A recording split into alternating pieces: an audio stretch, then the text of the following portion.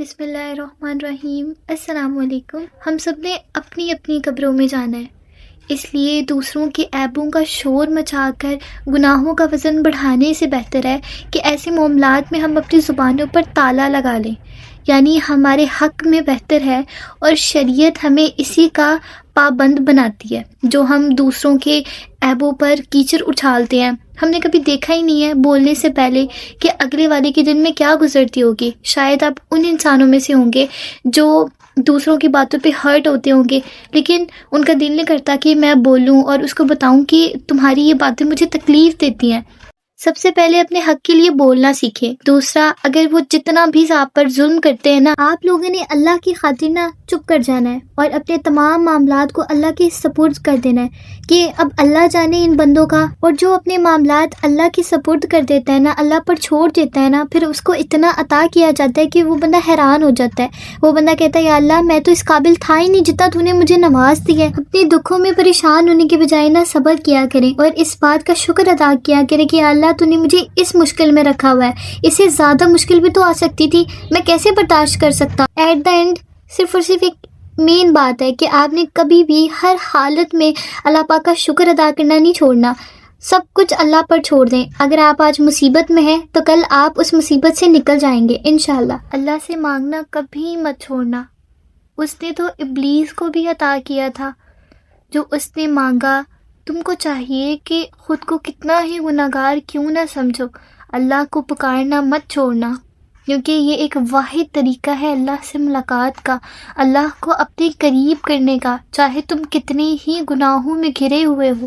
جب یقین اللہ کی ذات پر ہو تو ہر چیز کی پرواہ کرنا چھوڑ دیا کرو، کیونکہ وہ ذات کسی کو مایوس نہیں کرتی، وہ ہمیشہ آپ کے ساتھ رہتی ہے، وہ ہمیشہ آپ کو دیکھتی ہے، آپ کو آزماتی ہے۔ اور انسان نہیں جانتا کہ اللہ کب، کیسے، کہاں، کس طرح سے اپنے بندوں کو اپنے ہی بندوں کے شر سے بچاتا ہے۔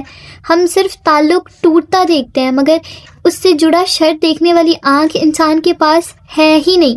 آپ لوگ کہتے ہیں نا کہ وہ بندے نے میرے ساتھ غلط کیا تھا اور میں اس سے دور ہو جاتا ہوں، وہ آپ دور نہیں ہوتے، وہ اللہ پاک اس کے شر سے آپ کو خود ہی دور کر دیتا ہے۔ وہ جانتا ہے کہ یہ میرا بندہ کیسا ہے، یہ میرا بندہ کیسا ہے۔ آپ یقین کریں اللہ اپنے ہر ایک بندے کو ایک جیسے ہی ٹریٹ کرتے ہیں۔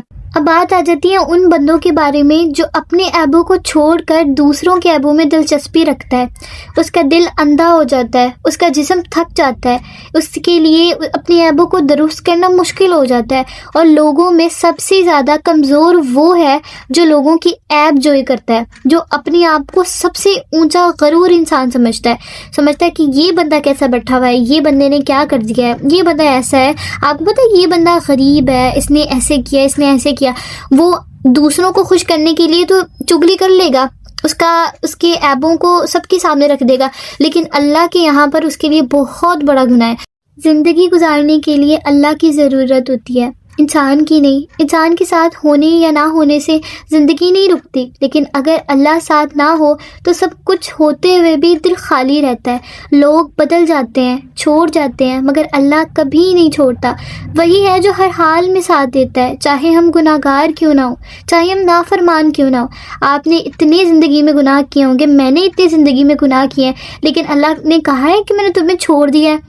میں نے اگر معافی مانگی ہے اپنے گناہوں کی تو اللہ کہتا ہے جاؤ، میں نے تمہیں معاف کروں گا، جاؤ جاؤ یہاں سے۔ اللہ تو پھر بھی کہتا ہے کہ کوئی بات نہیں، کوئی بات نہیں، ہمیشہ اللہ آپ کو ایکسیپٹ کرتا ہے، اللہ آپ کو معاف فرما دیتا ہے۔ اور اللہ پاک کہتا ہے کہ دیکھا یہ بندہ نا میرا سدھر گیا ہوگا، یہ بندہ نا اب معافی مانگ رہا ہے۔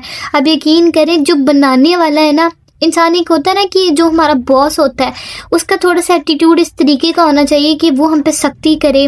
اب یقین کریں ہم پوری دنیا کا خالق و مالک، پوری کائنات کا خالق و مالک، میں کہتی ہوں وہ اتنا رحم کرنے والا ہے، ہم پہ اتنا رحم کرنے والا ہے۔ انسان نے اتنا بڑے سے بڑا گناہ بھی کر لیا ہو نا تو وہ پتہ کیا کہتا ہے، وہ کن فرما دیتا ہے، وہ ہماری دعاؤں پہ کن فرما دیتا ہے، وہ ہمیں معاف کر دیتا ہے۔ آج کل کی دنیا میں خونی جو رشتے ہیں نا وہ ہمیں چھوڑتے تک نہیں ہیں، وہ تو ہمیں بخشتے نہیں ہیں کہ جیسے اللہ معاف کرے، ہم نے پتہ نہیں کتنا ہی بڑا گناہ کر دیا ہوتا ہے۔ تو میں یہی ہمیشہ سمجھاتی ہوں لوگوں کو، اپنے قریب کرنے کی بجائے خدا کو ایک بار قریب کر لو۔ آپ یقین کرو آپ کا دنیاوی ٹینشن جو بھی ہے، مسئلہ ہے، آپ کا کاروبار میں کوئی مسئلہ ہے، وہ بالکل حل ہو جائے گا۔ صرف اور صرف اللہ سے اپنی لو لگا لو، اللہ کو اپنی قریب کر لو. تنہائی میں اپنے دوستوں کو بھی تو آپ بتاتی ہو نا کہ یہ پریشانی ہے.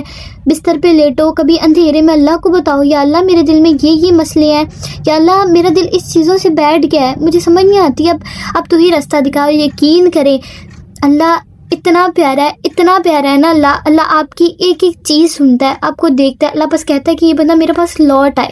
بے شک ہم جتنے بھی گناہ گار کیوں نہ ہو، لیکن انسان کبھی بھی معاف نہیں کرتا. اگر وہ معاف کر بھی دیتا ہے نا تو اس کے دل میں ہمیشہ یہ ہوتا ہے یہ بندہ ایسا تھا ویسا تھا.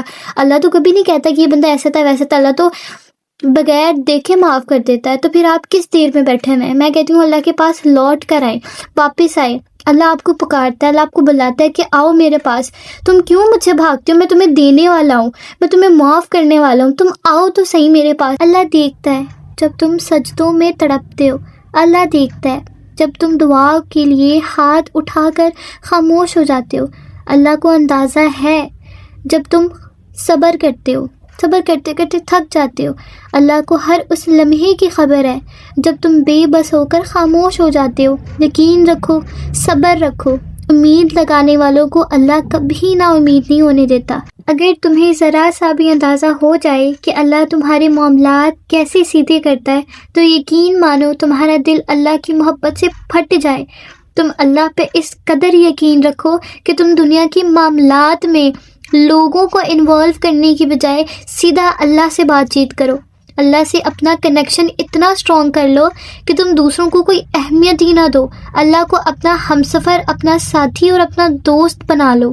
زندگی ہمیشہ پرسکون نہیں ہوتی، مشکلات بھی آتی ہیں، تکلیفیں بھی آتی ہیں. یقیناً تم بھی اداس ہو، لیکن پتہ ہے ایک بات جو پتھر پر لکیر ہے، جسے لکھ کر اللہ نے تھما دیا ہے، جسے کوئی مٹا ہی نہیں سکتا، جو بات کبھی بدل ہی نہیں جا سکتی، وہ یہ ہے کہ آنے والا وقت ہمیشہ تمہارے لیے بہترین ہوگا، بہتر ہوگا. پھر چاہے کچھ بھی ہو جائے، تمہیں اللہ پر یقین رکھنا ہے. تمہاری منزل یقیناً بہت خوبصورت ہونے والی ہے. تمہیں کیا کرنا ہے؟ صرف اور صرف صبر کرنا ہے، یقین کرنا ہے، اللہ کو اپنا دوست بنانا ہے، اللہ کو اپنا ہمسفر بنانا ہے. پھر دیکھو تمہاری مشکلیں چٹکیوں میں، منٹوں میں آسان ہو جائیں گی. اور ہمارا آج کا لاسٹ کوائٹ یہ ہے، تمہاری وجہ سے اگر کوئی بے سکون ہو جائے تو یاد رکھو تم ظالموں میں سے ہو. بے شک یہ حقوق العباد کا مسئلہ ہے. اگر رب تعالیٰ تک پہنچتا ہے تو اس کی مخلوق سے پیار کرنا ہوگا. اگر کسی پر ایک رتی بھر بھی ظلم کیا ہے نا تو اس سے معافی مانگ لیں، معاف کروا لیں. نہیں تو یاد رکھیں بروز قیامت آپ کی نیکیاں اس کے پلے میں اور اس کے گناہ آپ کے کھاتے میں ڈال دیے جائیں گے. پھر آپ کو کہاں پھینکا جائے گا یہ رب ہی جانتا ہے. اللہ پاک نے آپ کو ڈیٹیل سے گائیڈ کیا ہوا ہے. اللہ پاک نے دنیا والوں کے لیے قرآن پاک کو نازل کیا، کتاب بھیجی ہوئی ہے، اس میں ڈیٹیل سے لکھا ہوا ہے کہ گناہ کرنے والوں کی کیا سزا ہے اور جو نیکیاں کریں گے ان کے لیے کیا چیزیں رکھی گئی ہیں.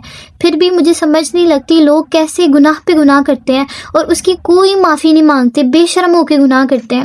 اللہ پاک تمام لوگوں کو نیک کام کرنے کی توفیق عطا فرمائے، اور آپ تمام لوگ جتنے بھی پریشانی میں، اللہ پاک آپ کی تمام پریشانیاں دور کرے. آپ لوگوں نے مجھے بھی دعاؤں میں یاد رکھنا ہے. آپ بتائیں آپ کو آج کی ویڈیو کیسی لگی ہے؟ انشاءاللہ آج سے میں پرومس کرتی ہوں کہ میں ڈیلی پوسٹنگ کیا کروں گی. بس کچھ نہ کچھ کاموں میں مصروف تھی جس کی وجہ سے میں ڈیلی پوسٹ نہیں کر پا رہی تھی. اگر آپ کو میری ویڈیوز اچھی لگتی ہیں تو ہمارے چینل اردو آئیڈیاز کو سبسکرائب کرنا مت بھولیے گا. مجھے دعاؤں میں لازمی یاد رکھیے گا. نیکسٹ ویڈیو میں ملاقات ہوتی ہے. اللہ حافظ.